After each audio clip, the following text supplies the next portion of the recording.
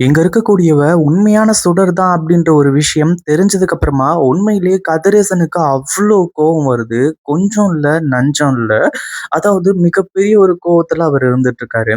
அவரு எந்த ஒரு விஷயத்த வேணாலுமே வந்து அ ஏத்துக்குவாரு. அதாவது எதிரிகள் எத்தன பேர் இருந்தாலுமே சரி, அதே மாரி எதிரிகள் ஏதாச்சும் பண்ணாலுமே சரி, அந்த ஒரு விஷயத்துல உண்மையிலேயே கதிரேசன் வந்து அந்த அளவுக்கு மிகப்பெரிய எஃபோர்ட் போட மாட்டாங்க.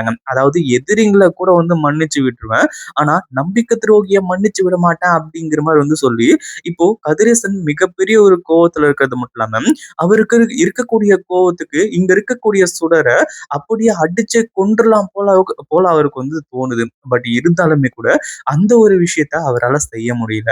கதிரேசன் ரொம்ப ஏமாந்து போயிட்டாரு அப்படின்னு தான் சொல்லணும். அதாவது இங்க நம்ம விஜய் ஏமாந்தது, அடுத்ததா நிஷா ஏமாந்தது, இது எல்லாருமே அப்பாற்பட்ட விஷயம்.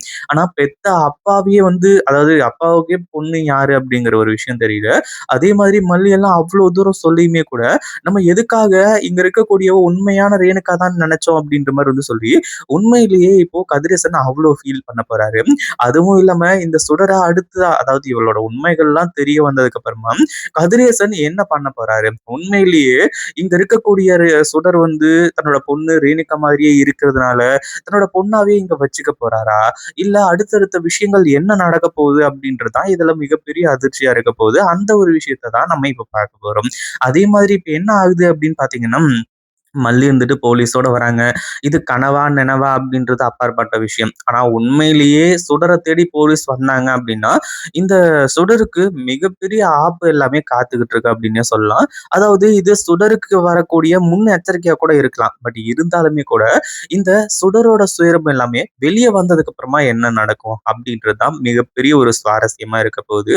நம்ம மல்லி எல்லாம் வந்து ரொம்ப போராடிட்டு இருக்கிறதுக்கான காரணம், என்னதான் வந்து இவங்க யாருமே நம்ம மல்லி சொல்றத கேட்கல அப்படின்னாலுமே கூட, இங்க இருக்கக்கூடியவ சுடர் தான் அப்படிங்கிறத நிரூபிக்கணும் அப்படின்றதுக்காக அவ்ளோ போராடுறதுக்கான காரணம், இவ அவ்ளோ பெரிய ஃப்ராடு, ஃபோர்ஜரி பண்ணிட்டு இருக்கிறவ, இவளால வந்து எல்லாரோட உயிருக்கும் ஆபத்து அப்படிங்கிறதுனால தான், உண்மையிலேயே விஜய்க்கு தெரிய வந்தது ரொம்ப ரொம்ப ரொம்ப நல்ல விஷயம். இப்போ அடுத்தடுத்து எல்லாருக்குமே தெரிய வந்து, ஏன் கதிரேசனுக்கே உண்மை தெரிய வந்து, கடைசியில இந்த சுடர கழுத்த புடிச்சு வெளிய தள்ளும்படி ஆயிடுச்சு. ஆனா கதிரேசன் அவ்ளோ லேஸ்ல விட போறாரா அப்படின்னு கேட்டீங்கன்னா கண்டிப்பா கிடையாது. ஏன்னா இந்த சுடரோட சுயரூபம் வெளிய வரும்போது, இவ யாரு? எங்கிருந்து வந்தா? எதுக்காக வந்தா? அதாவது இவ வந்து உண்மையிலேயே இங்க வந்ததுக்கு அப்புறமா, விஜய கல்யாணம் பண்ணிக்கிறதுக்காக ரேணுகாவா வந்து மாறி இங்க இருந்துடலாம் அப்படின்ற மாரி நெனச்சது வேற. ஆனா அதுக்கு முன்னாடி இவ வந்ததுக்கான நோக்கம், இது எல்லாமே கதிரேசனுக்கு இப்பதான் தெரிய வருது. ஏன்னா போலீஸ் மாஸ் என்ட்ரி குடுத்து, மல்லி மாஸ் காட்டி, அடுத்ததா வெண்பா மாஸ் காட்டி எல்லா உண்மைகளுமே தெரிஞ்சு, இந்த சுடர் யாரு அப்படின்ற மொத்த டீட்டெயிலுமே இங்க கொண்டு வந்து கொட்டுறாங்க. கதிரேசன் என்ன நினைச்சுக்கிட்டு இருந்தாங்க, அதாவது நமக்கு பிறந்த பொண்ணு ரேணுகா. ரேணுகா இறந்து போயிட்டு தான் இவ்வளவு நாள் நினைச்சுக்கிட்டு இருந்தோம். அந்த ஒரு விஷயத்த வந்து நம்ம வந்து இதுல இருந்து ரொம்ப ஃபீல் பண்ணிக்கிட்டு இருந்தோம். அப்படி இருக்கும்போது ரேணுகா மறுபடியும் உயிரோட திரும்பி வந்தா அப்படின்ற மாதிரி சந்தோஷமா இருந்துகிட்டு இருந்தாங்க. ஆனா வந்திருக்கிறது உண்மையான ரேணுகா கிடையாது, சுடர் தான் அப்படின்ற ஒரு விஷயம் தெரிய வந்ததுக்கு அப்புறமா உண்மையிலேயே நம்ம கதிரேசனால ஏத்துக்கவே முடியல. அதாவது ரொம்ப நேரத்துக்கு அவர் அந்த அதிர்ச்சியில இருந்து வெளியவே வரலன்னா வச்சுக்கோங்களேன். ஏன்னா அவ்வளோ நம்பிக்கையோட அதாவது மறுபடியும் நம்ம பொண்ணு திரும்ப வந்துட்டா, அவ சாகல உயிரோட இருக்கான்னு நினைச்சவருக்கு இவ்வளோ பெரிய அதிர்ச்சி காத்துக்கிட்டு இருக்குன்னு எதிர்பார்க்கல இல்லையா? ஏன்னா, இவ்ளோ நாள் வந்து இந்த ஒரு விஷயம் இருந்துச்சு. அதாவது இவர்கிட்ட வந்து தன் பொண்ணு உயிரோட இருக்கான்னு சொல்லிட்டு, தன்னோட மனசுக்குள்ள ஒரு மிகப்பெரிய ஒரு மன அமைதி, மன நிம்மதி இது எல்லாமே இருந்துச்சு. ஆனா அப்படி இருக்கும்போது, இப்ப தன்னோட பொண்ணு உண்மையிலேயே இறந்தவ போனவ தான். இவ வேற ஒருத்தி அப்படின்ற மாரி தெரிஞ்சதுக்கு அப்புறமா, உண்மையிலேயே கம்ப்ளீட்டா அவரால ஏத்துக்கவே முடியல. அப்படியே வந்து பயங்கர கோவத்தோட இருந்துட்டு இருக்காங்க. அதுலயும் இந்த சுடரோட உண்மைகள், அதாவது ரேணுகா வந்து கம்பேர் பண்ணும்போது, ரேணுகாவ இந்த சுடர் கூட கம்பேர் பண்ணவே முடியாது. ஏன்னா, ரேணுகா வந்து எந்த அளவுக்கு மிகப்பெரிய ஒரு நல்லவங்களோ, அத விட பல மடங்கு இந்த சுடர் வந்து கெட்டவன். அதாவது அப்படியே நேர் ஆப்போசிட் வந்து இந்த சுடரோட கேரக்டர். சுடர் இதுக்கு முன்னாடி பண்ண விஷயங்கள், இது எல்லாமே இருக்கு அப்டின்னே சொல்லலாம்.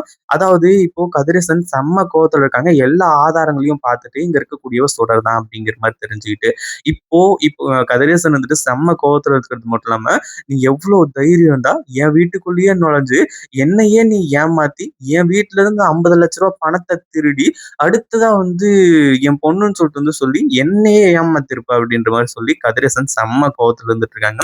பட் இருந்தாலும் இங்க இருக்கக்கூடிய சுடர் மேல கை வைக்கிறதுக்கு கூட வந்து கதிரேசனுக்கு மனசு ஒத்துக்கவே மாட்டேங்குது.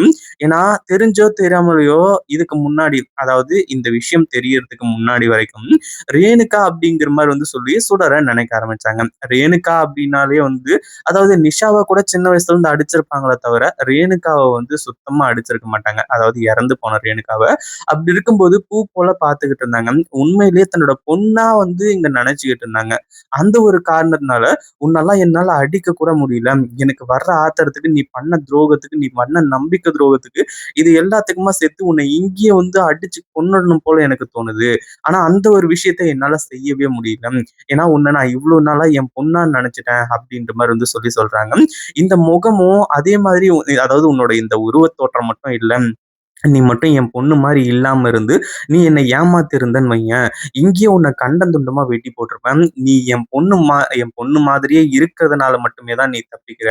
இப்ப கூட உன்னை வந்து என்னால வந்து எதனா ஒண்ணு பண்ண முடியும். ஆனாலும் அது எதையுமே நான் பண்றதுக்கு தயாரா இல்ல. தயவு செஞ்சு இங்கிருந்து இவள இங்க கூட்டிட்டு போயிடுங்க அப்படின்ற மாதிரி வந்து சொல்லி போலீஸ் அரெஸ்ட் பண்ணி கூட்டிட்டு போக சொல்றாங்க. அவ்வளவு கோவத்துல கதிரேசன் இருக்காங்க. இப்ப மல்லி, வெண்பா இவங்க எல்லாருமே ரொம்ப சேஃப் ஜோனுக்கு வந்துட்டாங்க. இந்த மாதிரிலாம் நடந்தா எப்படி இருக்கும் அப்படின்றத கமெண்ட் பண்ணுங்க. இந்த வீடியோ பிடிச்சிருந்தா லைக் பண்ணுங்க, ஷேர் பண்ணுங்க. இப்பதான் நம்ம சேனலுக்கு ஃபர்ஸ்ட் டைம் வரீங்க அப்படின்னா கீழ இருக்க சப்ஸ்கிரைப் பட்டனை பிரஸ் பண்ணிக்கோங்க.